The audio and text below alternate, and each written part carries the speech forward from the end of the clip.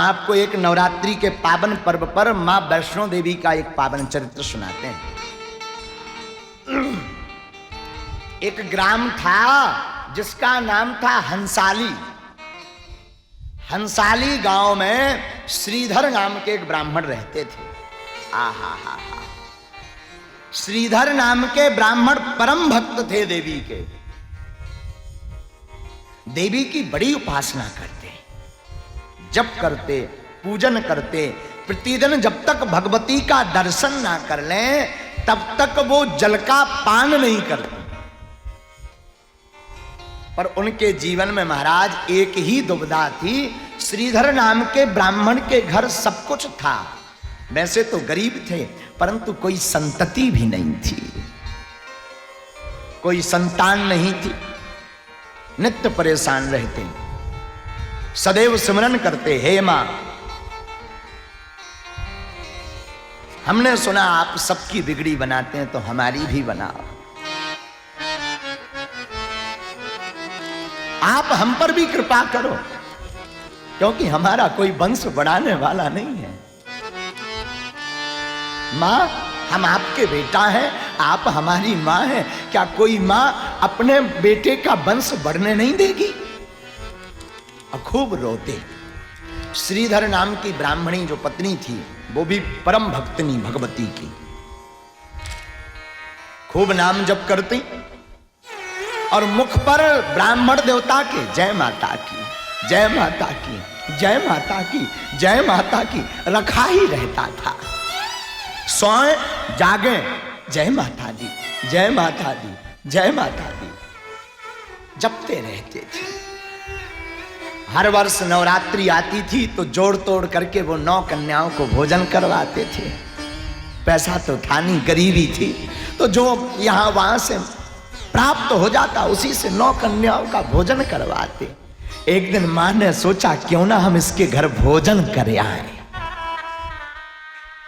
मां वैष्णो देवी कन्या का रूप धारण करके श्रीधर ब्राह्मण के घर आ गई। आई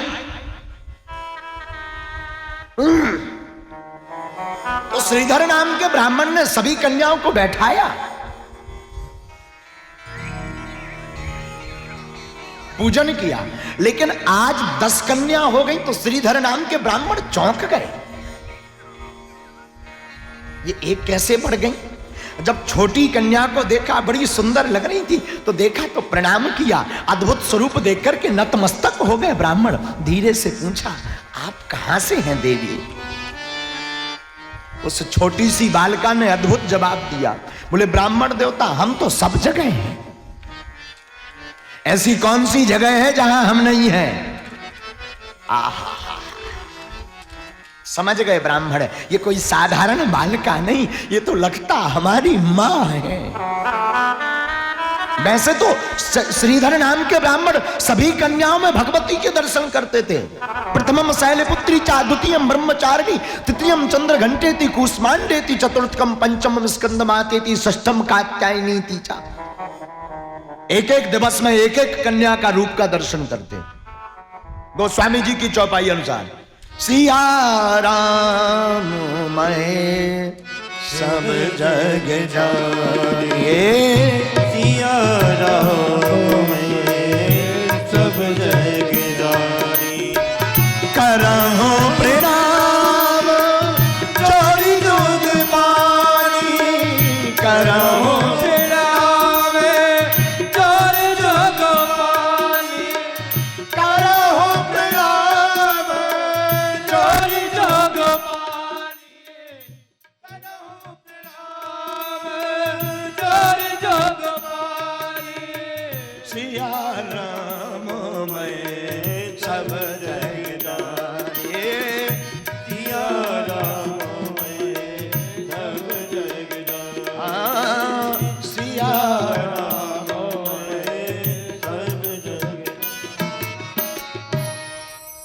श्रीधर नाम के ब्राह्मण वैसे तो प्रत्येक बालिका में भगवती के दर्शन करते थे, परंतु आज बड़े गदगद हैं, प्रसन्न चित्त हैं। बार बार ब्राह्मण देवता की आंखें भरी आती।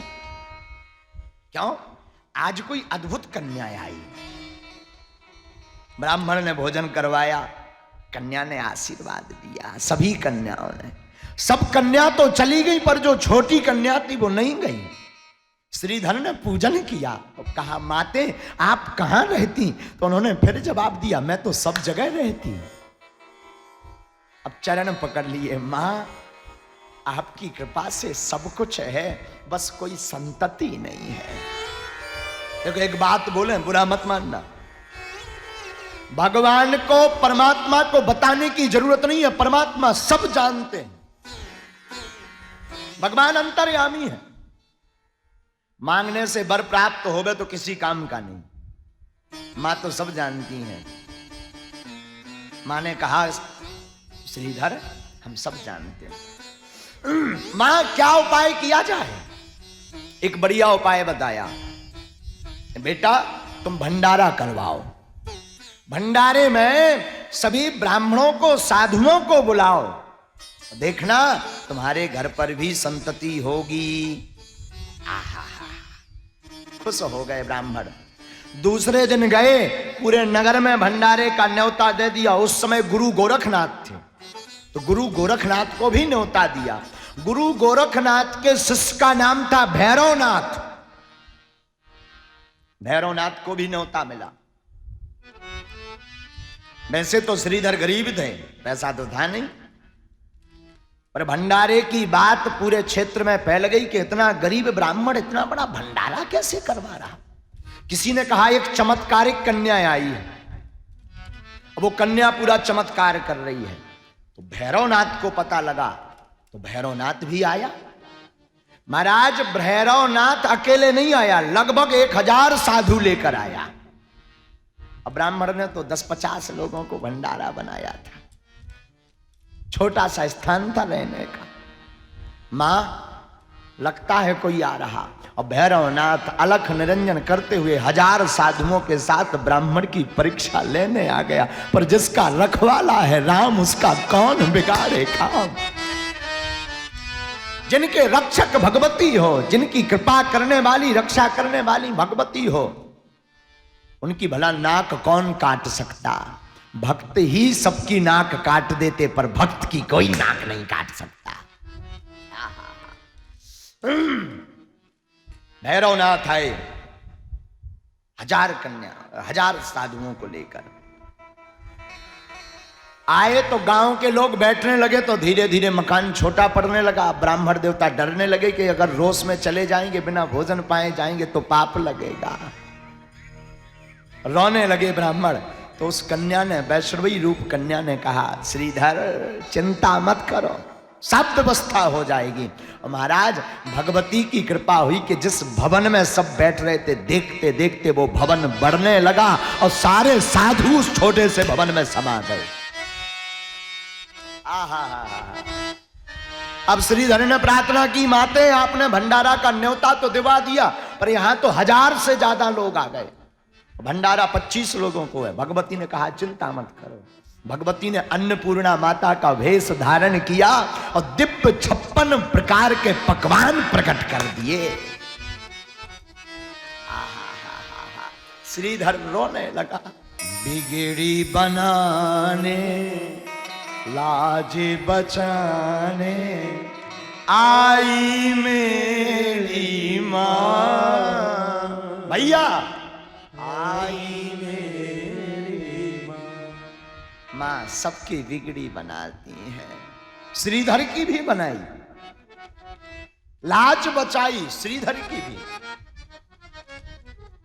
मां ने 56 भोग बना दिए, सबको परोसा गया प्रसाद।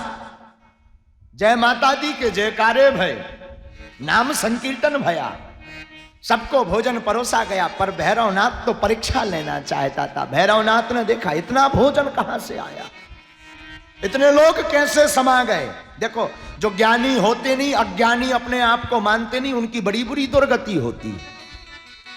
बीच के बीच आदमी बड़े खतरनाक होते हैं। जो ज्ञानी है नहीं, अज्ञानी अपने आप को समझते नहीं, उनकी बुरी दुर्दशा होती है। ना वो घर के रहते ना घाट के। हाँ, या तो बढ़िया ज्ञानी बनो तो कोई दिक्कत नहीं, या बढ़िया अज्ञानी मूर्ख बने रहो, झंझट खत्म। अब और जो ज्ञानी है नहीं, अज्ञानी अपने आप को मानता है, बड़ी आपत्ति। राम ही केवल, राम ही केवल प्रेम प्यारा, श्री राम जय राम। गाइए जय जय राम,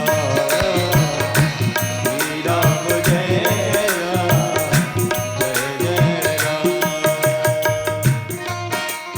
राम ही केवल प्रेम प्यारा, जान लेव जो जानहारा। केवल प्रेम प्यारा, जान लेव जो जान। बाबा कहते राम ही केवल प्रेम प्यारा, जान लेव जो जान लिया।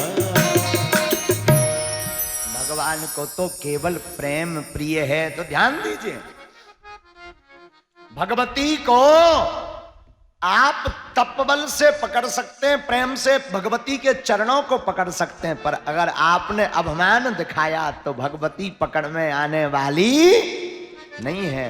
तो मां भाग गई श्रीधर के घर से, आगे आगे माता, पीछे पीछे भैरवनाथ। मैया त्रिकूट पर्वत की तरफ भागी। कहां भागी? त्रिकूट पर्वत की तरफ। आगे आगे भगवती, पीछे पीछे भैरवनाथ। कभी मां प्रकट होवे, कभी छुप जाएं, कभी मां प्रकट होवे। और मैया त्रिकूट पर्वत पर जाकर के एक गुफा में प्रवेश कर गई। 9 माह तक उस गुफा में रही। एक साधु भैरव को रास्ते में मिला। साधु से भैरवनाथ ने पूछा, क्या तुमने एक कन्या को देखा? साधु ने कहा, हाँ, पर एक बात कहूं भैरव, हाँ, वो कन्या कोई साधारण कन्या नहीं, साक्षात वैष्णवी भगवती है। उसके पीछे मत पड़ो, विनाश हो जाएगा। और ध्यान दीजिए, जाको प्रभु दारुण दुख देही, ताकि मति पहले हर देही। भगवान जिसको दुख देते हैं उसकी मति का हरण पहले कर लेते हैं। भैरवनाथ नहीं माना महाराज, नहीं माना। तो भगवती गुफा के अंदर बैठी थी। भैरवनाथ ने अलख जगाई, भगवती दूसरे द्वार से भाग गई। और त्रिकूट पर्वत में जहां 9 महीने मां ने साधना की, उस स्थान का नाम है अर्धकुमारी। बोलो अर्धकुमारी मैया की जय हो। आगे मैया एक जगह मुड़कर के पीछे देखती तो वहां चरण पड़ गए। भगवती आगे गई और ऊपर जाकर के एक जगह बैठ गई। श्री लंगूर बाबा हनुमान जी को द्वार पर बैठा दिया। मां साधना करने लगी और भैरवनाथ गुफा में प्रवेश करने लगा। तो हनुमान जी महाराज का और भैरव का युद्ध हुआ। पर भैरव भी बलशाली था, बलशाली भैरव भी था। युद्ध करते करते जब मां ने देखा कि कहीं हनुमान जी महाराज की नाक ना कट जाए, कहीं भैरव यहां वहां ना मार दे, तो भगवती मारे आवेश के साथ गुफा से बाहर निकली। मां भद्रकाली का रूप धारण किया भगवती ने, हाथ में त्रिशूल लिए हुए, आवेश में जीभ लपलपाती हुई मां भगवती प्रकट भई और भैरवनाथ की गर्दन को काट करके भैरवनाथ का संहार कर दिया। भैरव को नाथ को मार दिया। बोलो वैष्णवी मैया की। सिर महाराज 8 किलोमीटर दूर गिरा।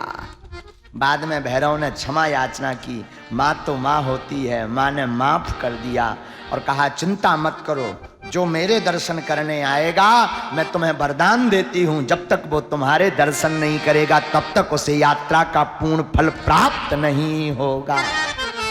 और मां वहीं पर 3 पिंडियों के रूप में विराजमान हो गई, जो आजकल वैष्णो देवी माता के नाम से स्थान है और आज भी माता साधना कर रही। बोलो वैष्णो माता की, बोलो दिव्य दरबार की। माता 3 पीढ़ियों में परिवर्तित हो गई।